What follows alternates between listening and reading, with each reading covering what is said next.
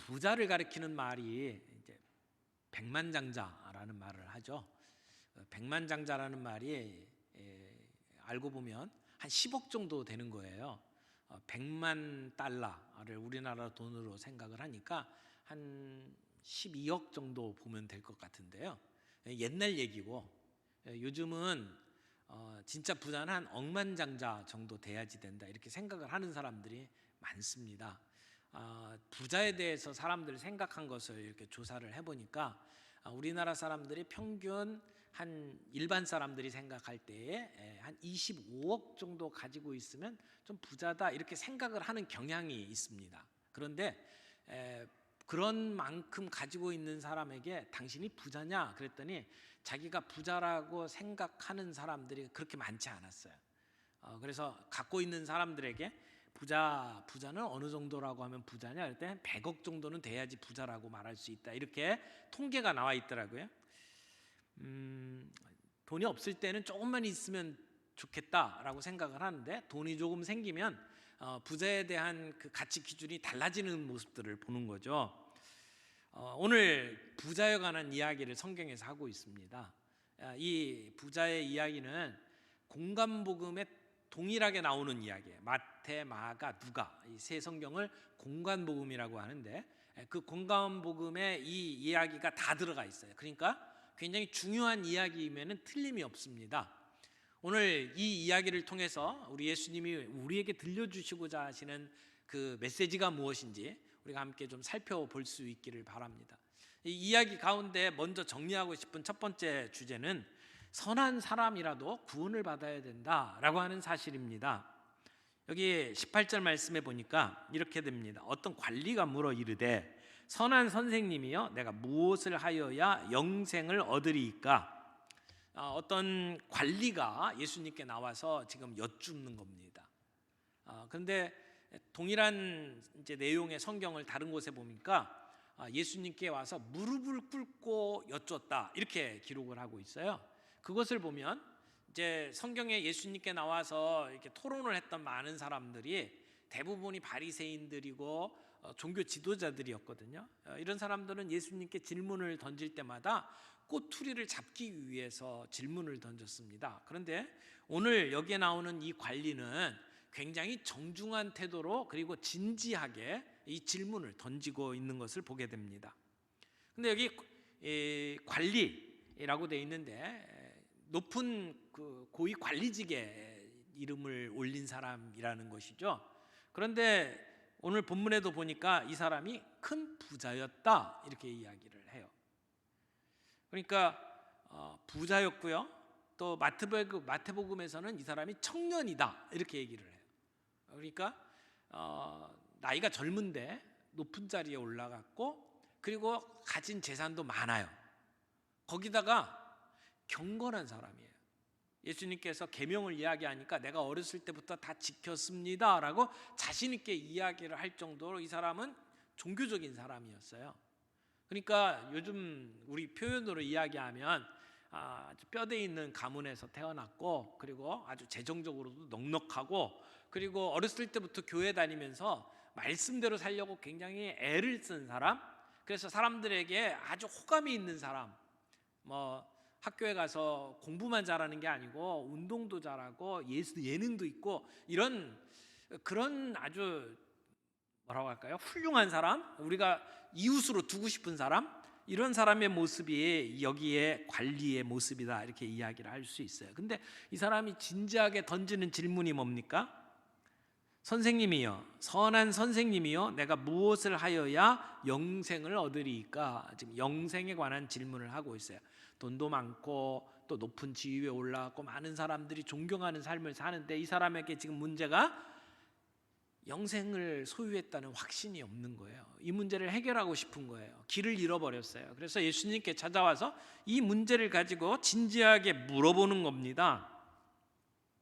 이것을 보면 아무리 선하게 사는 사람도 영생의 문제를 해결하지 못할 수 있다라고 하는 것을 우리는 보게 됩니다. 우리 주변에 이런 사람들 많이 있잖아요. 참 사람 멋져요.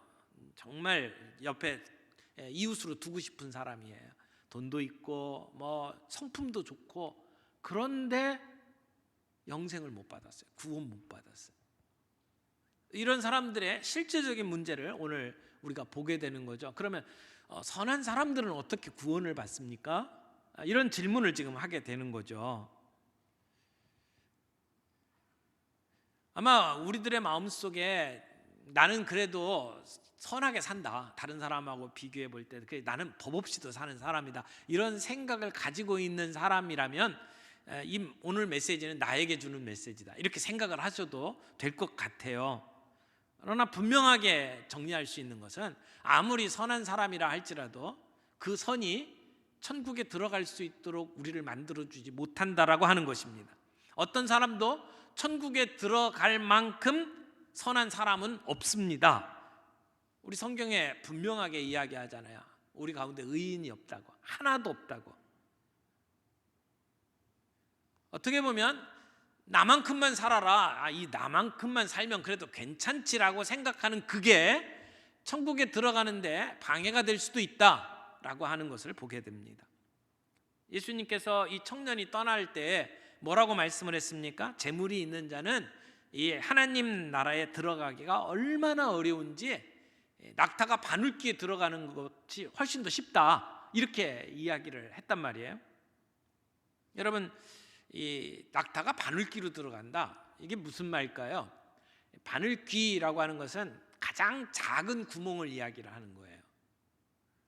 나이가 들면 이게 눈이 점점 침침해지잖아요. 그래서 이 바늘귀에다가 실 꽂는 게 얼마나 힘든지 몰라요. 그렇죠? 이 바늘귀는 그만큼 어려운 구멍이에요. 근데 낙타는 유대인들의 삶 속에 가장 큰 동물이에요. 가장 큰 것이 가장 작은 데를 지나가야 되는 거예요. 이게 가능할까요? 불가능하다는 얘기죠.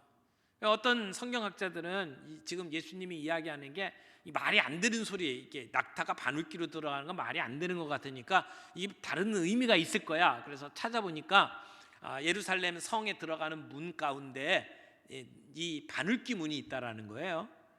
그래서 예수님이 말씀하시는 게 바늘귀 문이다라고 이야기를 하는 분들도 있어요. 그래서 그 문이 워낙 작아갖고 낙타가 들어가려면 이거 완전히 이렇게 낙타 무릎을 젓고 이렇게 기어서 들어가야 될 그런 문, 정말 힘든 문이 있기는 있다, 이렇게 이야기를 합니다. 그러나 그것도 제가 보기에는 근거 없는 이야기라고 생각을 합니다. 왜냐하면 마태, 마가, 누가의 이 바늘귀라고 하는 그 헬라어 단어가 똑같지를 않아요. 만약 고유명사면 김명호 이렇게 얘기를 하는 것이 어디에나 똑같아야 되거든요. 우리 문이 무슨 독립문이다 그러면 이게 똑같은 문으로 나와야 되는데 단어가 달라요. 그러니까 이 바늘귀라고 하는 그것이 그냥 어떤 예루살렘 성의 작은 문을 표현하는 말이 아니라 우리가 말하는 바늘귀다라고 하는 것으로 생각을 한다면, 그러면 예수님 하시는 말씀이 뭐예요?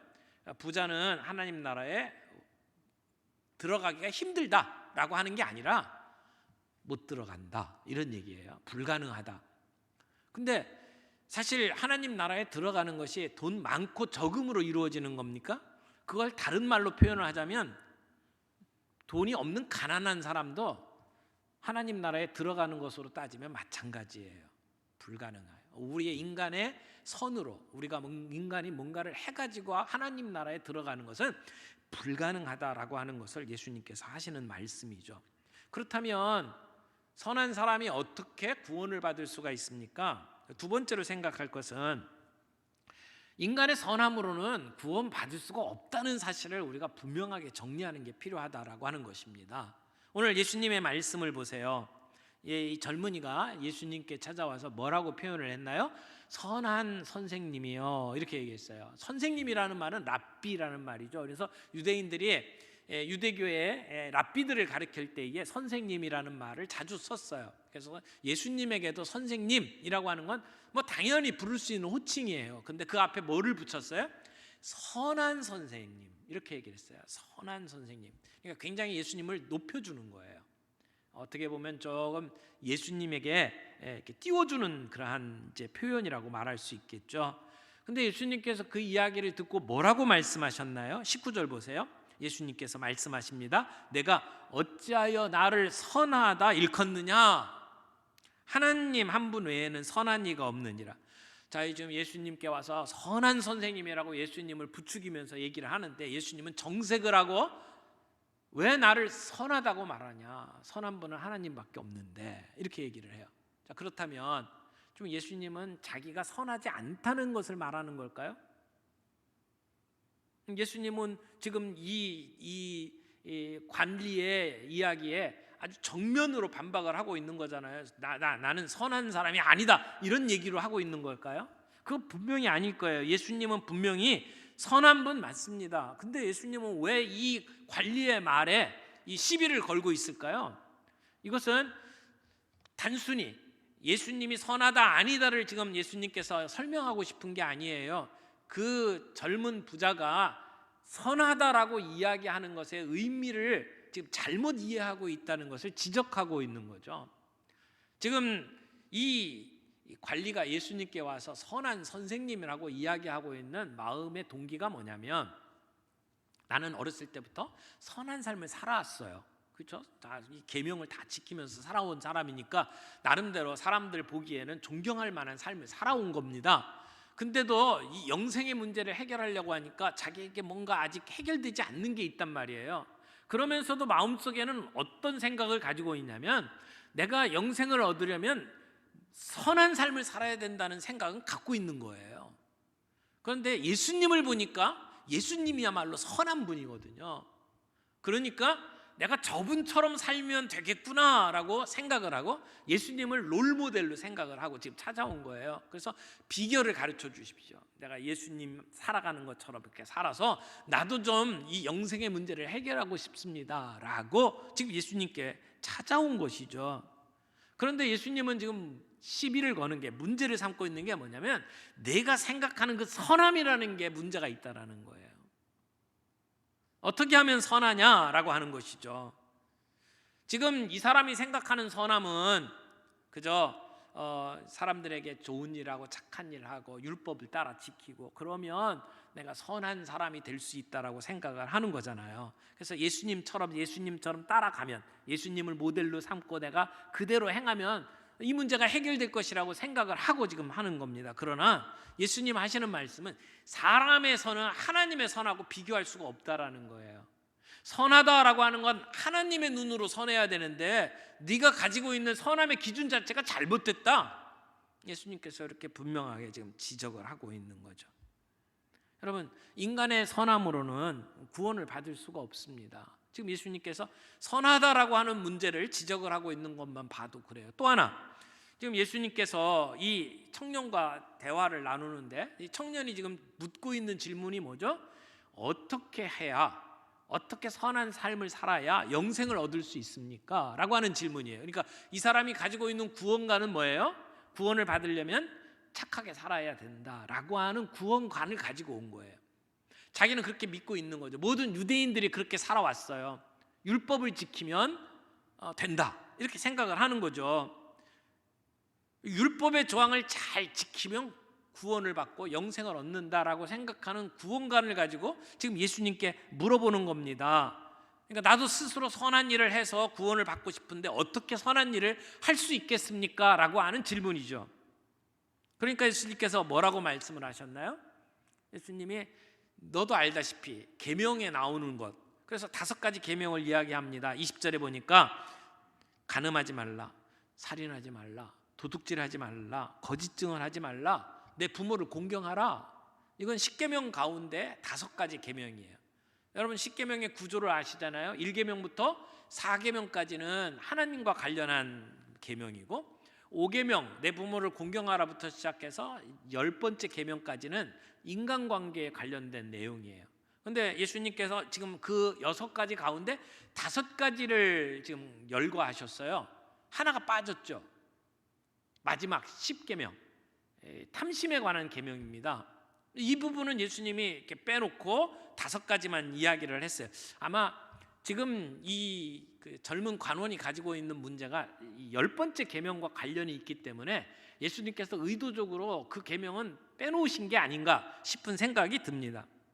근데 예수님께서 지금 이 계명을 이야기하면서 이 계명을 지켰냐라고 물어보신단 말이에요. 그러면 어떻게 하면 영생을 받느냐? 계명을 지키면? 그러면 지금까지 예수님께서 가르쳐 주신 얘기하고 다르잖아요.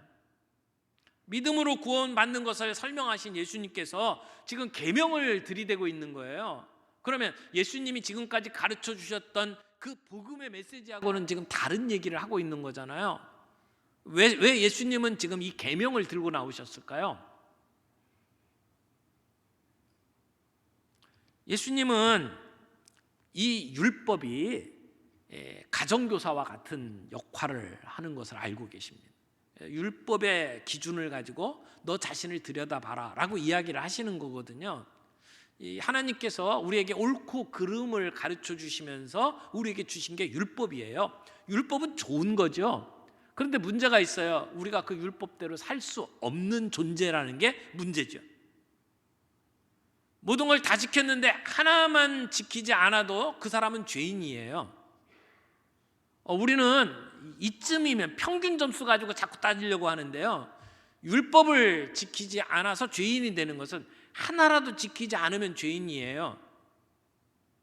마음이 급해서 운전을 하다가 과속을 했어요. 경찰이 붙잡았습니다. 그리고는 티켓을 뗍니다. 그러면 나는 지금까지 살인을 해본 적도 없고요, 지금까지 세금 떼먹은 적도 없고요, 난 죄인이 아니에요, 이렇게 얘기해서 통합니까? 아니죠. 지금 그 사람에게는 뭐가 문제예요? 과속한 게 문제죠. 과속한 거 하나 때문에 난 죄인이 된 거죠. 마찬가지예요. 율법의 문제에 있어서도 모든 율법을 다 지킬 수 있는 사람이 없다라는 것이 문제입니다. 지금 예수님께서 이 율법을 들이대는 것은 뭐냐면, 내가 다 지켰다고 착각하고 있는지는 모르지만 너에게 문제가 있다라는 것을 지적을 하는 거예요. 넌 죄인이다라고 하는 것을 자기 스스로 볼 수 있도록 만들기 위해서 예수님께서 이 계명을 이야기를 하는 겁니다.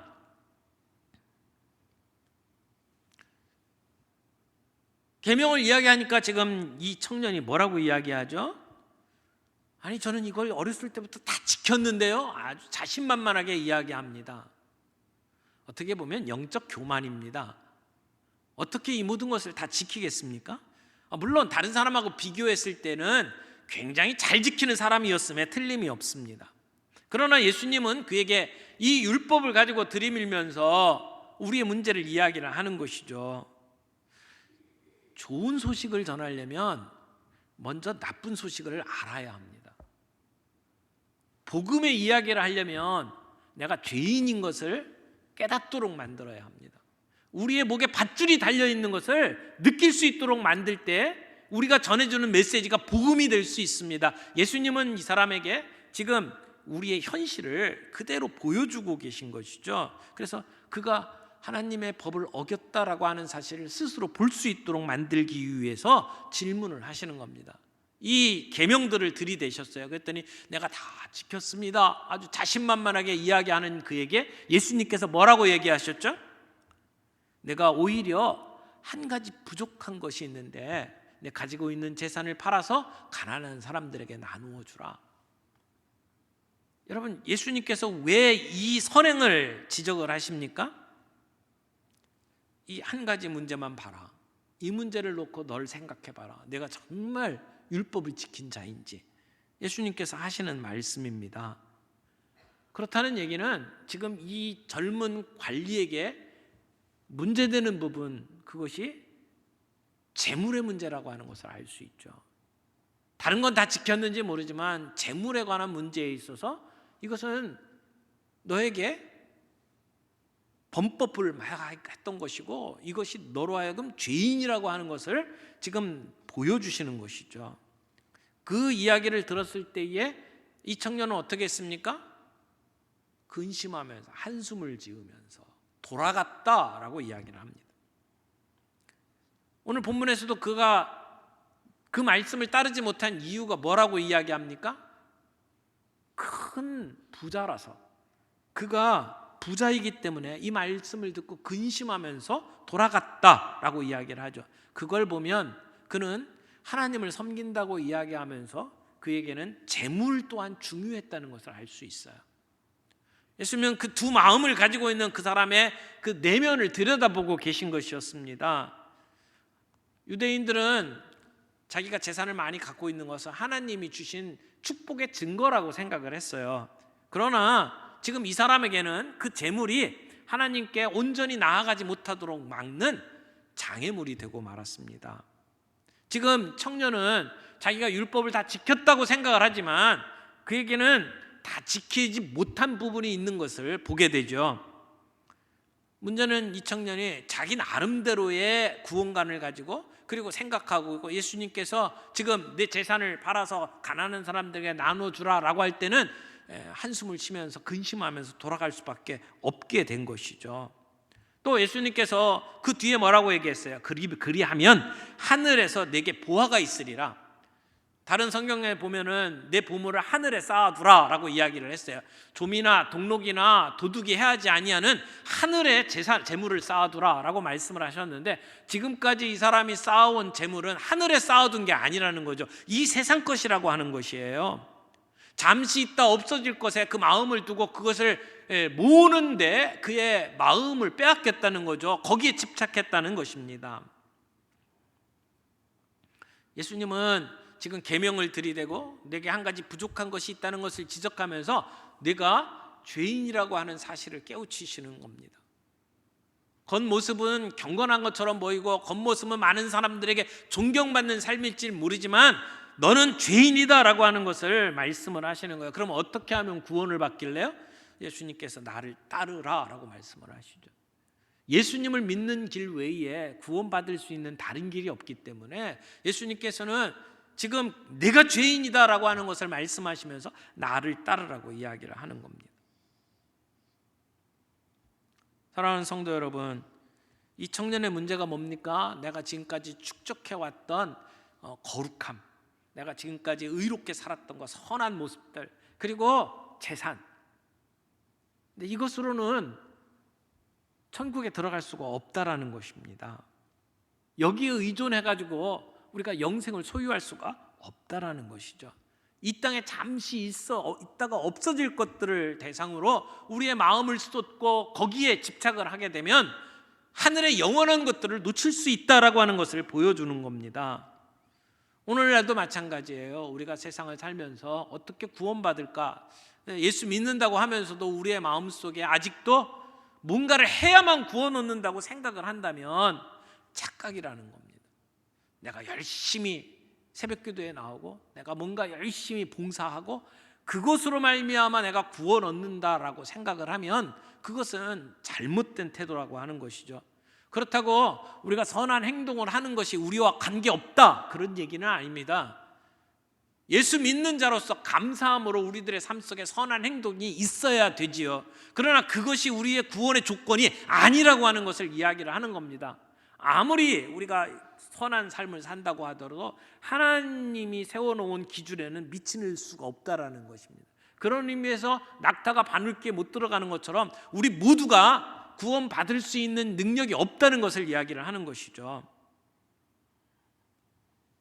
부자가 천국에 들어가기 어렵다라고 하는 것은 못 들어간다라고 하는 이야기입니다. 그러나 길이 있습니다. 인간으로서는 불가능하지만 하나님은 하실 수가 있다라고 말씀을 하죠.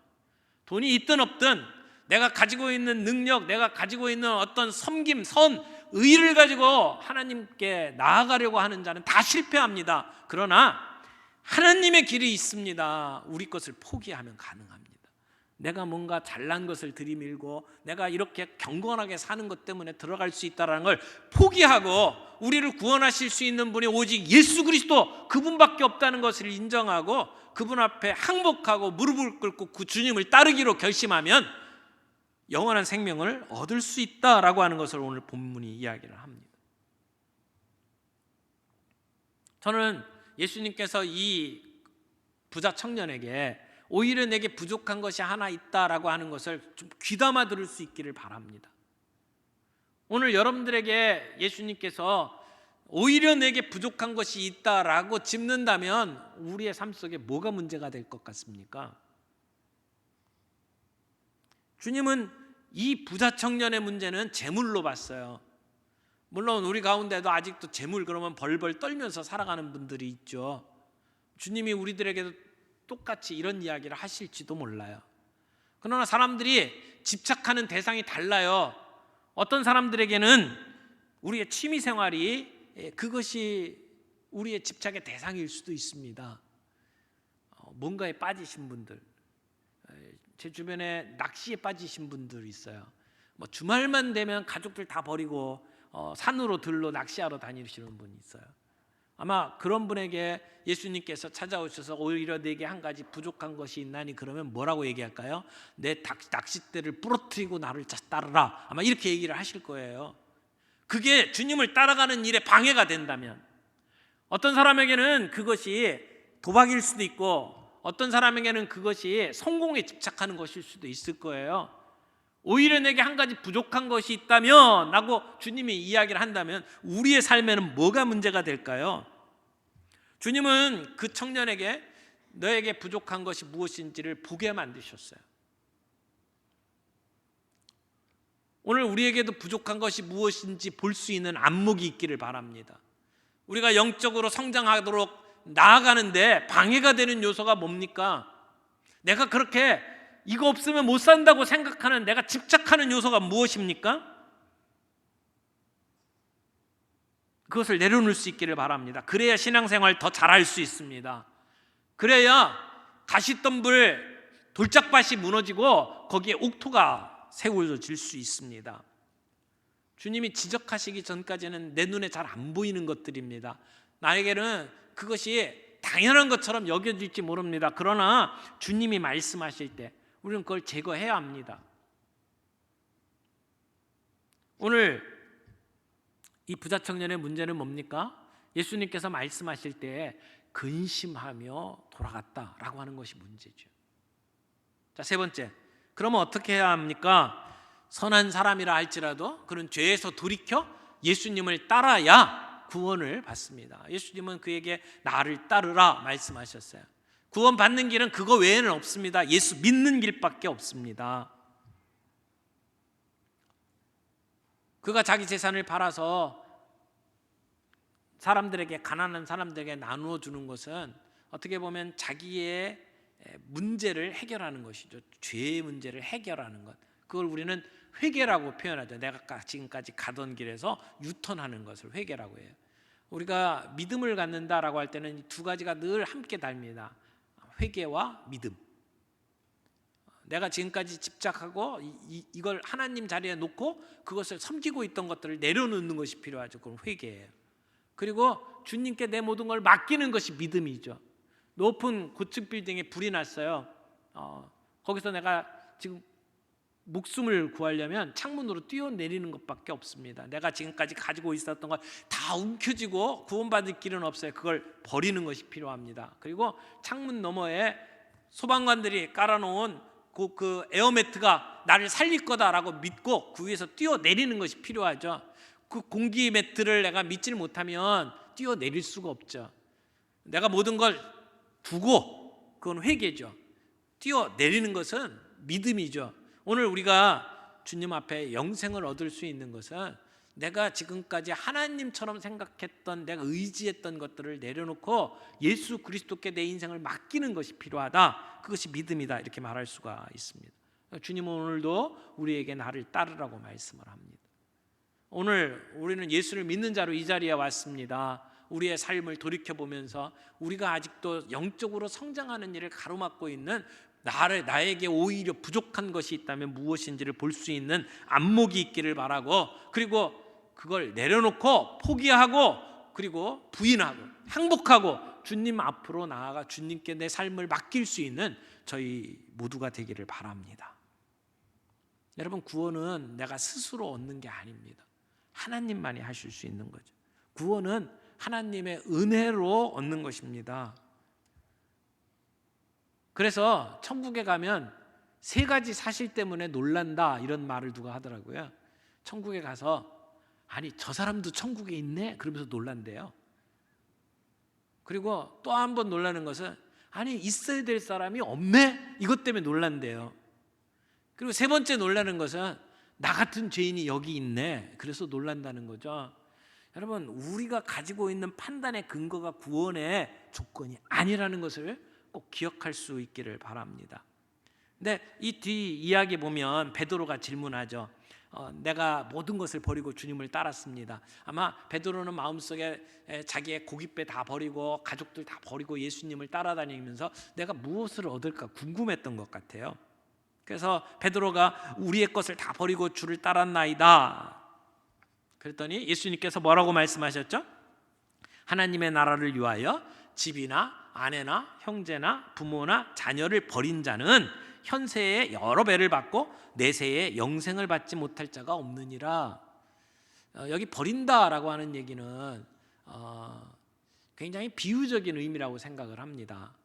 뭐 아내를 버리고 형제를 버리고 지금부터 무슨 뭐 산속에 중이 되는 것처럼 들어가라는 얘기가 아니잖아요. 버린다라고 하는 의미가 뭘까요? 우선순위의 문제라고 생각을 합니다. 다른 성경에서는 미워하라고 돼 있죠. 미워하라, 버리라. 우리의 삶의 우선순위가 어디에 있는지를 이야기를 하는 거예요. 하나님 자리에 있어야 될 것이 내 가족이 되면 안 된다는 것을 이야기를 하는 거죠.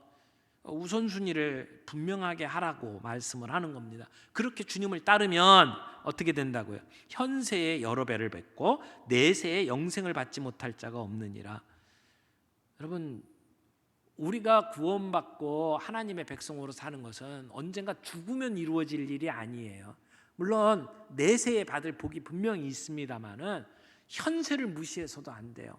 성경에 예수님께서 뭐라고 얘기했죠? 현세에 여러 배를 받고, 또 다 똑같은 본문의 다른 성경을 보니까 100배를 얻는다고 이야기를 해요. 30배, 60배, 100배 뭐 이런 표현을 많이 쓰는데, 그러면 여기서 말하는 게 그러면 아내를 버렸는데 아내가 100명 생긴다는 얘기인가요? 숫자적인 얘기가 아니잖아요. 이건 질의 문제예요. 우리의 삶의 질이 완전히 바뀐다 이런 얘기죠.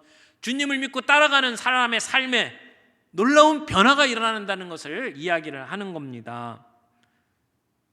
버리는 것은 무소유를 얘기하는 것도 아니에요. 모든 걸 다 버리고 호로를 다니신 주님을 섬기는 걸 이야기하는 것도 아니에요. 오늘 우리가 우리의 삶에 하나님이 계셔야 될 자리에 하나님을 두고 우선순위를 두고 그분을 섬기게 될 때 우리의 삶 속의 변화는 우리 현실 속에서도 나타나고 내세에서도 영생의 선물을 받게 된다. 주님이 우리에게 주시는 말씀이죠. 사랑하는 성도 여러분, 선한 사람이라 할지라도 구원이 필요합니다. 그런데 우리의 선함을 가지고는 절대 구원을 이룰 수가 없다. 율법을 지키고 계명을 지키고 사람들에게 선한 행동을 하는 것이 구원의 조건이 되는 것은 아니다라고 하는 것을 오늘 주님은 가르쳐 주십니다. 어떻게 하면 구원을 받는다고요? 우리가 의지했던 것, 집착했던 것 내려놓고 예수만 나의 구원자 되심을 고백하며 주님을 따라가는 것이 필요하다는 거고요. 오늘 우리의 삶 속에 주님을 따라가는데 방해가 되는 것들이 있다면 과감하게 버릴 수 있기를 바랍니다. 그렇게 집착하고 잠시 있다 없어질 것에 우리의 마음을 두는 것들이 있다면 내려놓길 바랍니다. 그리고 주님을 따르며 주님의 뜻대로 살아가기를 결단하는 저와 여러분들이 되기를 바랍니다. 그때 우리의 가정은 놀랍게 변화될 것이고 우리의 직장이 바뀌고 우리의 삶에 주께서 다스리시는 주님의 통치를 경험하게 되는 아름다운 역사가 있게 될 줄로 믿습니다. 오늘 우리 가운데 이런 행복한 삶이 이어지기를 바라고 우리 하나님의 말씀 생각하면서 찬양하겠습니다. 오직 주의 은혜로 함께 찬양합니다.